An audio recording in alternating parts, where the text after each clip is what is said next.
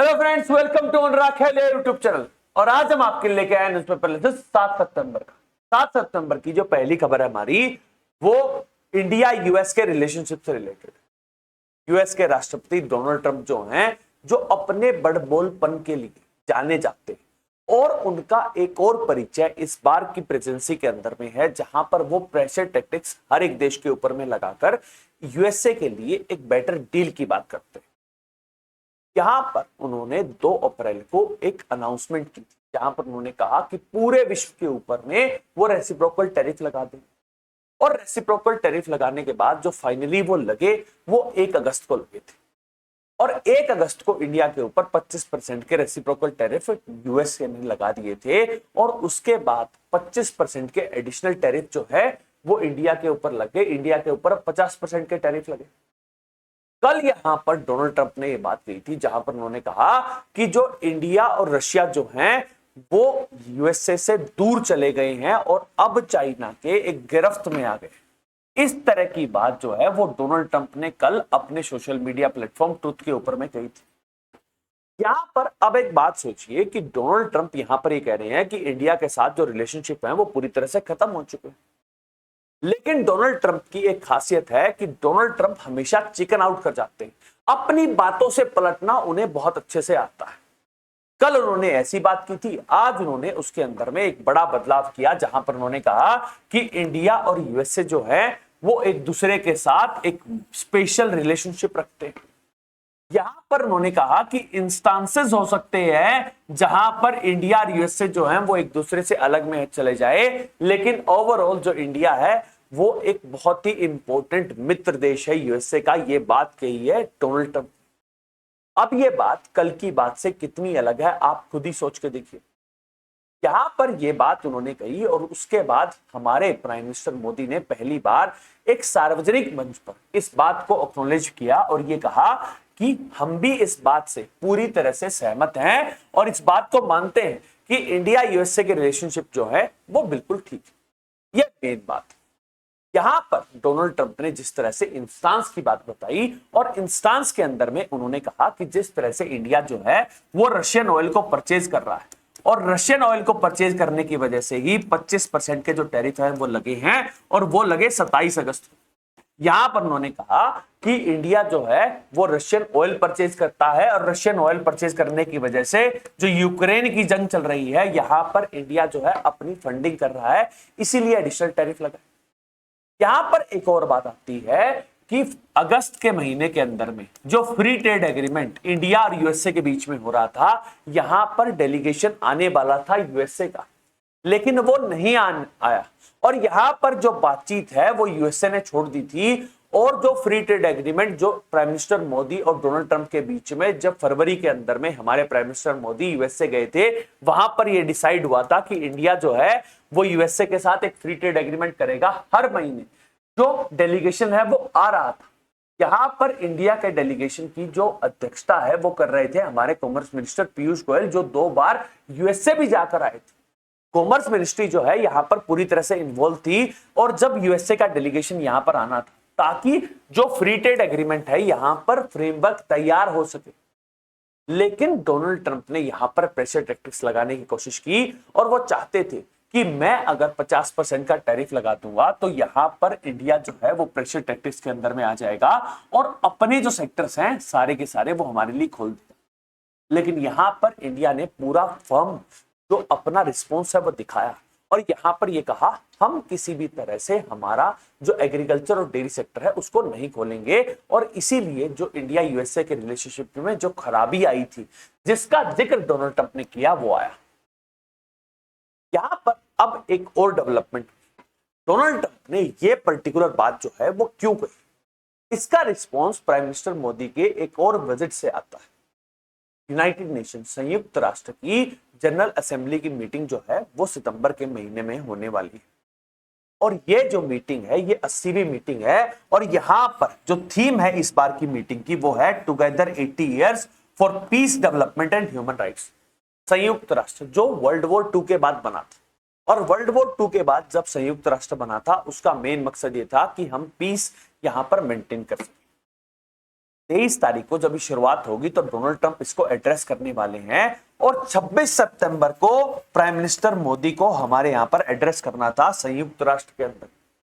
यहां पर अब प्राइम मिनिस्टर मोदी जो है वो अपनी विजिट नहीं करेंगे, अब यूएसए नहीं जाएंगे और हमारे विदेश मंत्री एस जयशंकर जी जो है वो इंडिया का रिप्रेजेंटेशन करेंगे यूनाइटेड नेशन के अंदर। यहां पर अब डोनाल्ड ट्रंप ने जो ये स्टेटमेंट दी है ये इसीलिए भी आई है क्योंकि इंडिया जो है वो हमारे प्राइम मिनिस्टर जो है वो अब यूएसए नहीं जा रहे और इंडिया जो है वो यूएसए की प्रेशर टैक्टिक्स के अंदर में नहीं आने वाला है। आपने हमारे ऊपर टैरिफ लगा दिए, हम अभी भी रशियन ऑयल को पूरी तरह से परचेज कर रहे हैं। कल हमारी फाइनेंस मिनिस्टर ने भी ये बात कही थी कि हम अभी भी रशियन ऑयल को परचेज करते रहेंगे। और यहां पर सबसे इंपॉर्टेंट बात यह आती है कि इंडिया जो है वो एक इंडिपेंडेंट कंट्री, हम एक स्वतंत्र गणतंत्र कंट्री हैं और हम हमारी फॉरेन पॉलिसी को अपने अनुसार बनाएंगे। 3 साल पहले जो बाइडेन हमसे कहते हैं कि आप रशियन ऑयल को परचेज कर लीजिए और रशियन ऑयल जो है वो हमें सस्ता मिल रहा था इसलिए हमने वो परचेज कर लिया। अब यहां पर डोनाल्ड ट्रंप कह रहे हैं मत कीजिए, तो क्या यहां पर इंडिया जो है वो यूएसए की कठपुतली है? यहां पर जो फर्म रिस्पॉन्स जिस तरह से हमारी सरकार ने दिया है वो टोटली इंपॉर्टेंट है। यहां पर एक और बात आती है कि जिस तरह से प्राइम मिनिस्टर मोदी जो हैं वो एससीओ की समिट को अटेंड करने के लिए चाइना गए और एससीओ की समिट को अटेंड करने के लिए गए और वहां पर जिस तरह से जो आरआईसी रशिया इंडिया चाइना जो नेता है जिसके अंदर में रशिया के व्लादिमीर पुतिन, इंडिया के प्राइम मिनिस्टर मोदी और चाइना के जो शी जिनपिंग हैं यहां पर जिस तरह से मिले हैं उसके बाद यूएसए को लग रहा है कि अगर आरआईसी ग्रुप पूरी तरह से बढ़ जाता है और जो इस समय पर ठंडे बस्ते के अंदर में है, अगर तीनों के तीनों देश एक साथ आकर अपने जो बाकी झगड़े हैं उनको सुलझाकर एक साथ काम करना शुरू कर देते हैं। रशिया के पास हमेशा से टेक्नोलॉजिकल एडवांसमेंट रही है, चाइना जो है वो मैन्युफैक्चरिंग के क्षेत्र के अंदर में काफी अच्छा है, इंडिया के पास इंटेलेक्चुअल है और इंडिया के पास मैन पावर भी है। अगर आरआईसी पूरी तरह से सुदृढ़ हो जाता है और काम करना शुरू कर जाता है तो उससे यूएसए को खतरा हो सकता है। यहां पर एक और डेवलपमेंट आती है, आरआईसी की तो मैंने बात कर दी, अगर मैं इसके आगे बी और एस लगा देता हूं तो ये बन जाता है ब्रिक्स और ब्रिक्स प्लस की एक मीटिंग होने वाली है। कल मैंने आपको बताया था जहां पर ब्राजील के जो राष्ट्रपति हैं लुला डी सिल्वा उन्होंने यहां पर एक वर्चुअल मीटिंग रखी है और यहां पर मीटिंग का जो मेन रीजन ये है कि जिस तरह से डोनाल्ड ट्रंप ने जो टैरिफ लगाए वर्ल्ड के ऊपर में यहां पर उनके खिलाफ एक कार्रवाई शुरू करने वाला। आरआईसी तो 3 का ग्रुप है, यहां पर ब्रिक्स प्लस जिसके अंदर में 11 नेशन है, 11 नेशन में ब्राजील, साउथ अफ्रीका, उसके अलावा ईरान, उसके अलावा इजिप्ट है, इथोपिया है, सऊदी अरेबिया है। अब अगर इतने सारे देश यहां पर एक साथ मिलकर आ रहे हैं तो यहां पर अब यूएसए को डर लग रहा है कि जिस तरह से यूएसए अभी पूरे वर्ल्ड सिनेरियो के अंदर में सुपर पावर बनकर निकल रहा है और अगर इस तरह के ग्रुप बढ़ जाते हैं तो यहां पर इंडिया का जो रोल है वो इंपॉर्टेंट हो जाता है और इसीलिए जो डोनाल्ड ट्रंप हैं वो यहां पर चिकन आउट करके आए। एक तरफ तो यूएसए है वो सुपर पावर है, ब्रिक्स प्लस जैसे नेशन अगर अपनी एक लेगेसी बनाते हैं, अपनी करेंसी बनाते हैं, अपने इकोनॉमिक टर्म्स बनाते हैं तो उससे यूएसए जो है उसकी जो पावर है वो नीचे आती है और इसीलिए यहां पर डोनाल्ड ट्रंप ने ये स्टेटमेंट दी। यहां पर इंडिया का जो रिस्पॉन्स जिस तरह से था वो दिखाता है इंडिया की जो फॉरेन पॉलिसी है वो पूरी तरह से सुदृढ़ है और हम हमारी फॉरेन पॉलिसी को सही से चला रहे हैं। अब इससे रिलेटेड जो भी डेवलपमेंट होगी वो हम आपके लिए आएंगे। अब हम चलते हैं नेक्स्ट न्यूज की तरफ। तो नेक्स्ट न्यूज है हमारी वो भी फॉरेन पॉलिसी से रिलेटेड है, जहां पर कल फ्रांस के राष्ट्रपति इमैनुअल मैक्रों ने कल यहां पर हमारे प्राइम मिनिस्टर मोदी से फोन पे बातचीत की। यहां पर इमैनुअल मैक्रों ने जो फोन पे बातचीत की, यहां पर जो मेन मुद्दा था वो यूक्रेन जंग से रिलेटेड था। अभी मैंने आपको बताया था कि परसों यूरोपियन यूनियन की एक मीटिंग हुई थी जहां पर 26 यूरोप की जो कंट्रीज हैं वो यहां पर साथ आई थी और उन्होंने कहा था कि वो जो है अपनी ट्रूप्स को यहां पर भेज देंगी यूक्रेन के अंदर में, ताकि जो पोस्ट वॉर सिचुएशन है वहां पर जो यूक्रेन है उसकी यहां पर सहायता हो सके, उसकी सुरक्षा हो सके। अब ये बात जो है ये पोस्ट वॉर की है और पोस्ट वॉर के लिए पहले चाहिए कि रशिया यूक्रेन की जो जंग है वो फाइनली रिजॉल्व हो। यहां पर इंडिया की इंपॉर्टेंस किस तरह से है, यहां पर मैं आपको क्रोनोलॉजिकली बताता हूं। अलास्का के अंदर में डोनाल्ड ट्रंप की और व्लादिमीर पुतिन की बातचीत होने वाली थी। उससे पहले व्लादिमीर पुतिन की और प्राइम मिनिस्टर मोदी की बातचीत होती है। जब अलास्का समिट चल रही है, जब व्लादिमीर जेलेंस्की जो यूक्रेन के राष्ट्रपति हैं, वो प्राइम मिनिस्टर मोदी से बात करते हैं। अलास्का समिट के बाद व्लादिमीर पुतिन की और हमारे प्राइम मिनिस्टर मोदी की बातचीत होती है। अभी एससीओ की समिट के अंदर में भी जब प्राइम मिनिस्टर मोदी गए हुए थे, वहां पर जेलेंस्की ने इंडिया के प्राइम मिनिस्टर को फोन किया और ये कहा कि वो चाहते हैं कि इंडिया जो है वो सपोर्ट करे। फिर प्राइम मिनिस्टर की मोदी की बातचीत जो है वो व्लादिमीर पुतिन से हुई।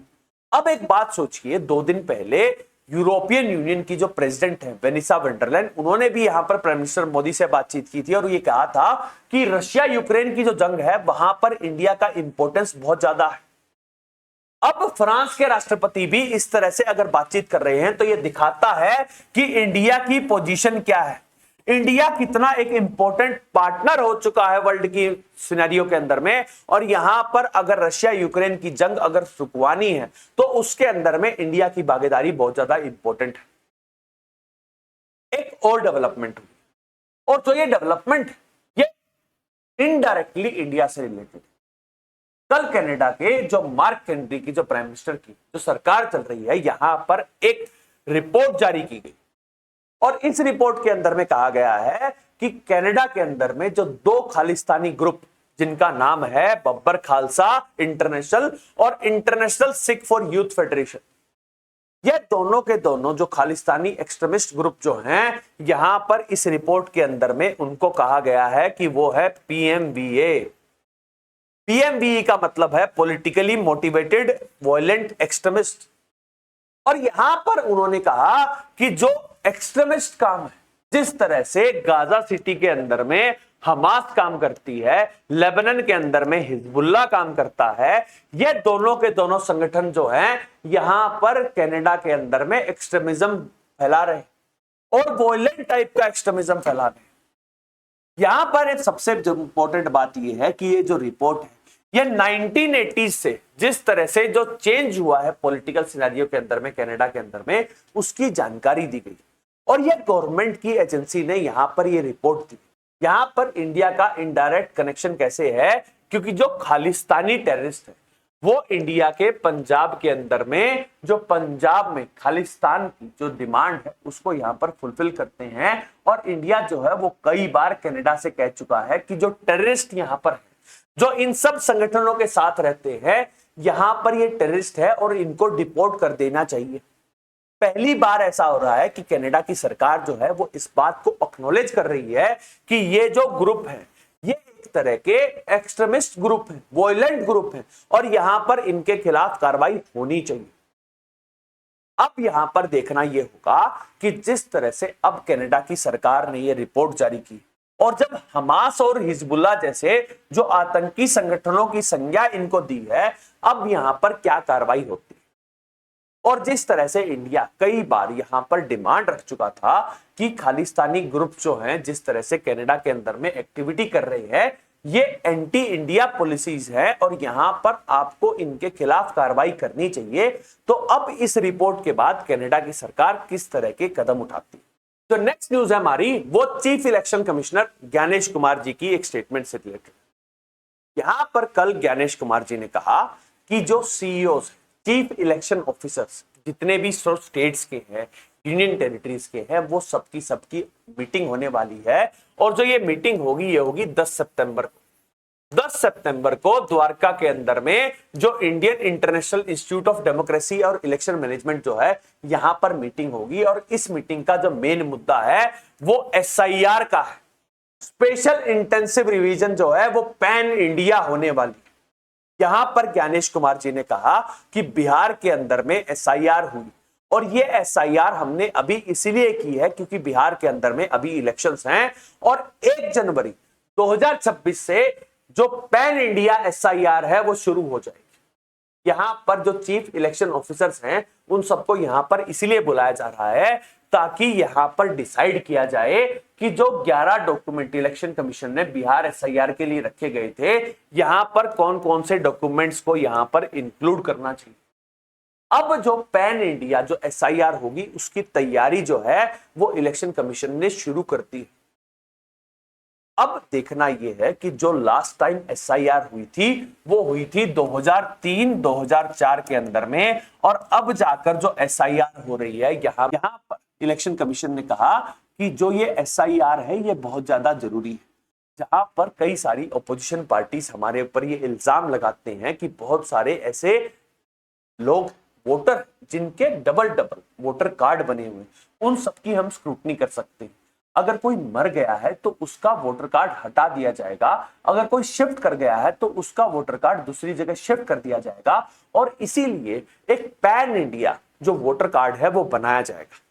यहां पर इलेक्शन कमीशन का तर्क यह है कि अब जिस तरह से जो डिजिटलाइजेशन हो चुका है, अब यहां पर जो वोटर कार्ड है वो भी इस तरह से बनाए जाएंगे कि हर एक इंसान के पास एक यूनिक वोटर कार्ड हो, और उसी के लिए यहां पर जितने जो आइडेंटिटी प्रूफ रखने हैं यहां पर उसके ऊपर ही चर्चा होने वाली।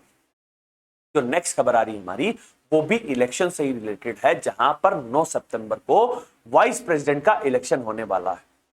21 जुलाई को हमारे पूर्व उपराष्ट्रपति जगदीप धनखड़ जी ने यहां पर इस्तीफा दे दिया था हेल्थ कारणों की वजह से, और 9 सितंबर को चुनाव होने वाला है उपराष्ट्रपति पद के लिए, जहां पर एनडीए ने अपने जो कैंडिडेट है वो सीपी राधाकृष्णन का है, और वहीं पर जो इंडिया ब्लॉक है उन्होंने जी सुदर्शन रेड्डी को यहां पर टिकट दी।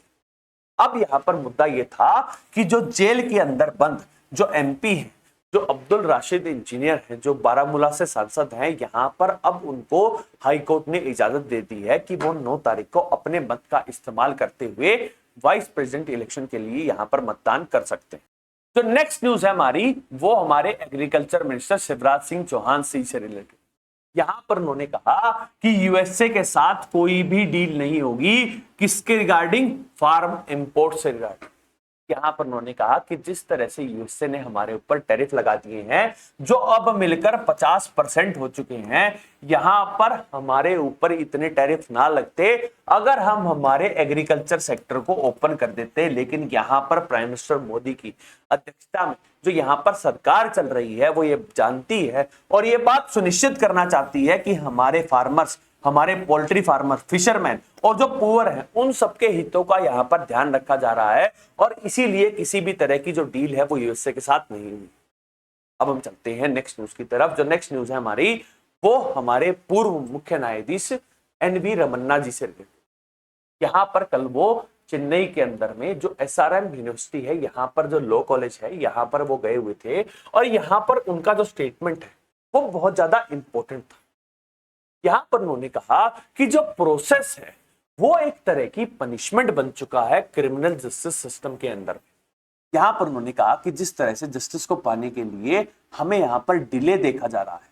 बहुत सारे लोग ऐसे हैं जिनको जो ये प्रोसेस है न्याय मिलने के लिए इतना समय लग जाता है कि जो समय है वो अपने आप में एक सजा के तौर पर है।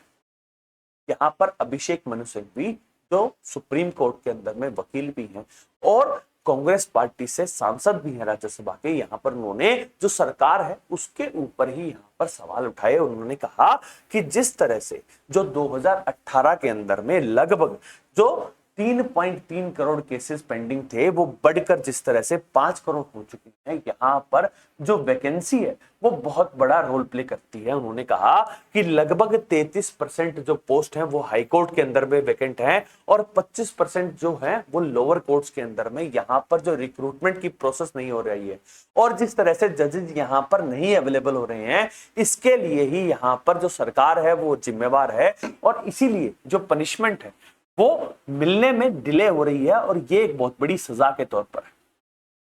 आपका इस बारे में क्या विचार है आप हमें कमेंट करके बताइएगा। हम चलते हैं नेक्स्ट न्यूज की तरफ। जो नेक्स्ट न्यूज है हमारी वो हमारी जस्टिस बीवी नागरत्ना जी से रिलेटेड है। जस्टिस बीवी नागरत्ना जो सीजीआई की रेस में है और आगे चलने वाली पहली मुख्य न्यायाधीश हो सकती हैं हमारी सुप्रीम कोर्ट की। यहां पर कल वो थी और यहां पर लॉ यूनिवर्सिटी की यहां पर कल उन्होंने जो 12th convocation national law university का यहां पर वो थी और यहां पर उन्होंने कहा कि जो डेमोक्रेसी है उसके अंदर में जो रूल ऑफ लॉ है वो सबसे इंपॉर्टेंट चीज है। और यहां पर हमें यह बात सुनिश्चित करनी पड़ेगी कोर्ट्स को कि रूल ऑफ लॉ से ही पूरा देश चले। यहाँ पर जो जितने जो यहाँ पर लॉयर्स थे उनको एड्रेस करते हुए यहाँ पर उन्होंने कहा कि जो कानून है उसको ब्रिज के तौर पर काम करना चाहिए राइट्स और रेमेडीज के बीच। यहाँ पर उन्होंने कहा कि अगर किसी के जो राइट्स उनको कर्टेल किया जा रहा है तो यहाँ पर हमें उनकी आवाज उठानी चाहिए, और अगर मान लीजिए कोई गलत करता है तो हमें यहाँ पर उसको सजा पहुंचाने के लिए, सजा दिलाने के लिए भी कार्रवाई करनी चाहिए। जो कानून है और कानून के हिसाब से ही देश चलना चाहिए, ये बात कही है पीवी नागरत्ना ने, और ये बात बिल्कुल चरितार्थ है क्योंकि हमारे संविधान के अंदर में भी ये बात कही हुई है कि हमारा देश जो है वो कानून के हिसाब से ही चलेगा। अब हम चलते हैं नेक्स्ट न्यूज की तरफ। जो नेक्स्ट न्यूज है हमारी वो तिहाड़ जेल के अंदर में हुई एक इंस्पेक्शन से रिलेटेड।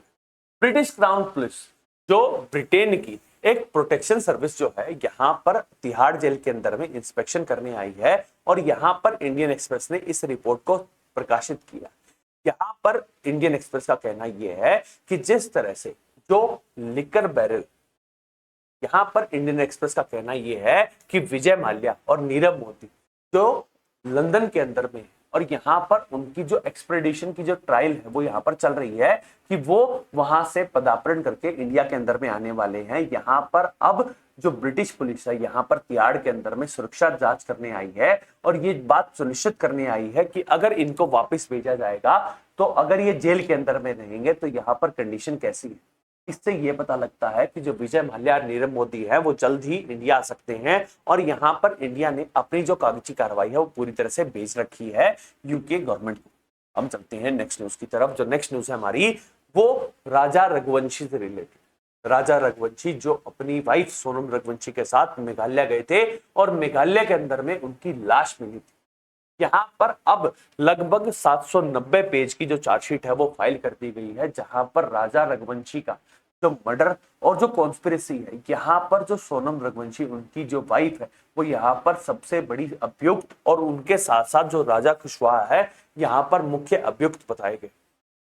यहाँ पर अब पुलिस की रिपोर्ट के अंदर में ये पता चला है कि जब राजा रघुवंशी की हत्या की गई थी तब सोनम रघुवंशी वहीं पर थी, वहीं पर मौजूद थी, और यहाँ पर अब देखना यह होगा कि राजा रघुवंशी को फाइनली न्याय मिलता है या नहीं मिलता।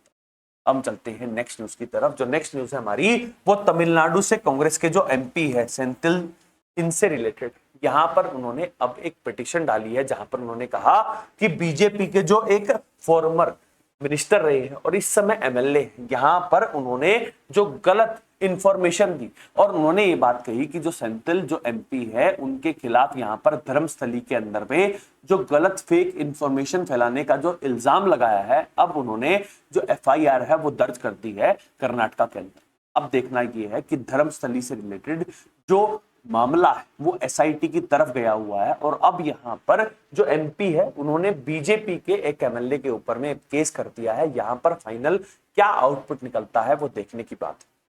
तो नेक्स्ट खबर आ रही है हमारी वो असम से रिलेटेड है, और असम के अंदर में जो बोडोलैंड टेरिटरी है उसके अंदर में इलेक्शन होने वाले हैं 22 सितंबर, और 22 सितंबर के बीच में एक नया डेवलपमेंट आया है, जहां पर आबू जो ऑल बोडोलैंड स्टूडेंट यूनियन जो है यहाँ पर उन्होंने इलेक्शन से पहले ये कहा है कि वो चाहते हैं कि जो जीआई टैग है वो बोडोलैंड की जो चीजें हैं उनको मिलना चाहिए। यहाँ पर उन्होंने कहा कि जो लोकल टेक्सटाइल है, जो बिवरेजेस है, इन सबको यहाँ पर जीआई टैग मिलना चाहिए, और ऐसे जो 21 आइटम्स है उनको यहाँ पर चयनित किया। यहाँ पर आप एक बात सोचिएगा कि बोडोलैंड के अंदर में इलेक्शंस है, और इलेक्शंस के दरमियान जो मुद्दे उठाए जा रहे हैं यहाँ पर कास्ट से बेस पर, यहाँ पर वो नहीं है। सबसे इंपॉर्टेंट बात यह है कि यहाँ पर जीआई टैग अगर बोडोलैंड के रीजन में मिलता है तो उससे बोडोलैंड की जो चीजें हैं उनकी डिमांड बढ़ेगी और एक डेवलपमेंट के काम होंगे। इस तरह के जो इनिशिएटिव हैं वो और ज्यादा लेने चाहिए, जहां पर हम सबको अपनी अपनी कॉन्स्टिट्यूंसीज के अंदर में ये बात सुनिश्चित करनी चाहिए कि जो भी यहाँ पर एमएलए एमपी वोट मांगने आए तो हम डेवलपमेंट के लिए और ऐसे ही कोई कदम जो है उनके बेस पर ही अपने मत का अधिकार का जो इस्तेमाल है वो करें। जो लास्ट खबर आ रही है हमारी वो जिम कॉर्बेट नेशनल पार्क से रिलेटेड है, जहां पर अब जो कैट की संख्या है उसके अंदर में 29 का इजाफा देखा गया। जो टाइगर है जिसे कैट फैमिली में ही कहा जाता है, जो बिग कैट है, इसके अंदर में 2022 से लेकर 2025 के बीच में जो 29 टाइगर है वो ज्यादा देखे गए हैं और अब जो संख्या है वो बढ़कर 96 हो गई।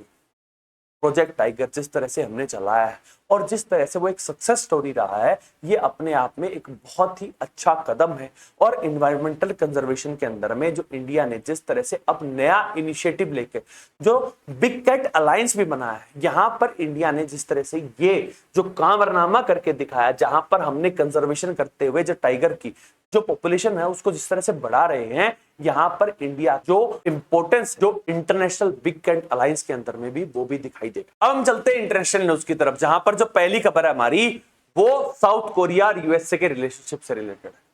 डोनाल्ड ट्रंप ने जो प्रेशर टैक्टिक्स है वो साउथ कोरिया के ऊपर में बहुत ज्यादा लगाई है, जहां पर अब जो साउथ कोरिया है वो लगभग 125 बिलियन डॉलर ज्यादा इन्वेस्टमेंट जो है वो यूएसए के अंदर में करेगी। यहां पर एक और डेवलपमेंट हुई, जहां पर हुंडई जो साउथ कोरिया की कंपनी है उसके लगभग 475 ऐसे वर्कर्स थे यहां पर डिटेन कर लिए हैं आइस ने, जो इमिग्रेशन का जो डिपार्टमेंट है। और जिस तरह से डोनाल्ड ट्रंप ने यहां पर इलीगल इमिग्रेंट्स के खिलाफ यहां पर मोर्चाबंदी कर रखी है और हुंडई के जो वर्कर्स हैं जो यहां पर साउथ कोरियन नेशनल के थे और जो यहां पर एक्सटेंडेड वीजा के अंदर में रह रहे थे, उनके खिलाफ यहां पर कार्रवाई करनी शुरू करती है। तो यहां पर अब दिखाई दे रहा है कि डोनाल्ड ट्रंप जो है वो कितनी अच्छी प्रेशर टैक्टिक्स को लगा रहे हैं। इससे पहले भी जो साउथ कोरिया है उसके ऊपर प्रेशर टैक्टिक्स लगा के लगभग 350 बिलियन डॉलर जो है यहां पर इन्वेस्टमेंट की बात हो चुकी थी। अब एडिशनल 150 बिलियन डॉलर जो है वो साउथ कोरिया देगा और यहां पर जो डोनाल्ड ट्रंप है वो जो प्रेशर लगा रहे हैं वो सामने दिख रहा है। तो नेक्स्ट खबर आ रही है हमारी वो इजराइल से रिलेटेड है। अब इजराइल ने जिस तरह से कल मैंने आपको बताया था कि हमास ने एक वीडियो रिलीज किया था जहां पर उन्होंने कहा कि गाजा के अंदर में जो एक मल्टी स्टोरी बिल्डिंग थी उसके ऊपर में अटैक कर दिया था। अब यहां पर इजराइल ने गाजा सिटी के जो रेजिडेंट्स हैं उन सबसे यहां पर कहा है कि आप जल्दी से जल्दी यहां पर छोड़ दीजिए और इजिप्ट के अंदर में जो लोग हैं यहां पर शिफ्ट कर रहे हैं। इजराइल जिस तरह से यहां पर अब कार्रवाई कर रहा है, अब पूरे गाजा के ऊपर में एक अपना अधिकार स्थापित करना चाह रहा है और ये जरूरी इसीलिए भी हो रहा है क्योंकि अभी सितंबर के अंदर में यूनाइटेड नेशन जनरल असेंबली की मीटिंग होने वाली है और जिस तरह से कई सारे जो देश हैं वो फिलिस्तीन को मान्यता देने वाले हैं। अगर पूरे गाजा के ऊपर में इजराइल का कब्जा हो जाएगा तो फिलिस्तीन देश बनेगा कहां, मुद्दा ये भी आ रहा है।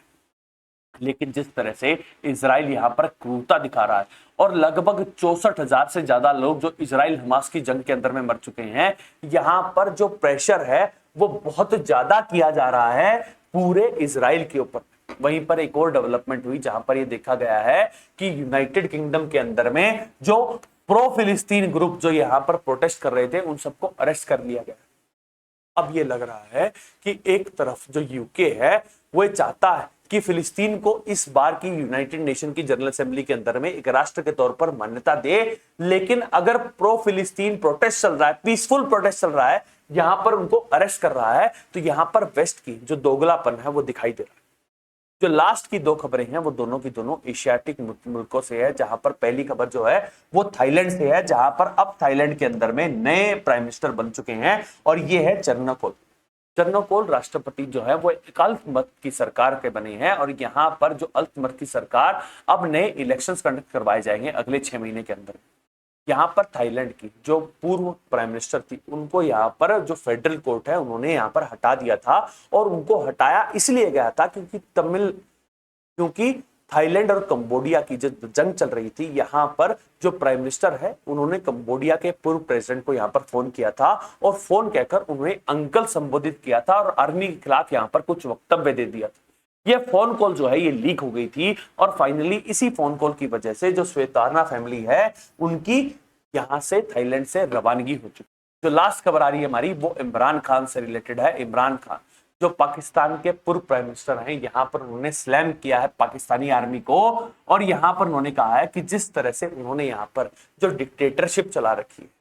जो ऑन पेपर तो एक पपेट की तरह शहबाज शरीफ को बिठा रखा है, यहां पर आसिम मुनीर जो फील्ड मार्शल है वही यहां पर सारे देश को चला रहा है और जिस तरह से वो चला रहा है, जो डेमोक्रेसी है उसकी हत्या हो चुकी है और यहां पर उसको कंडेम किया है। अब इससे रिलेटेड जो भी डेवलपमेंट होगी हम आपके लिए आएंगे। That's all for today, thank you very much and please subscribe to Anurag Khele YouTube. Thank you.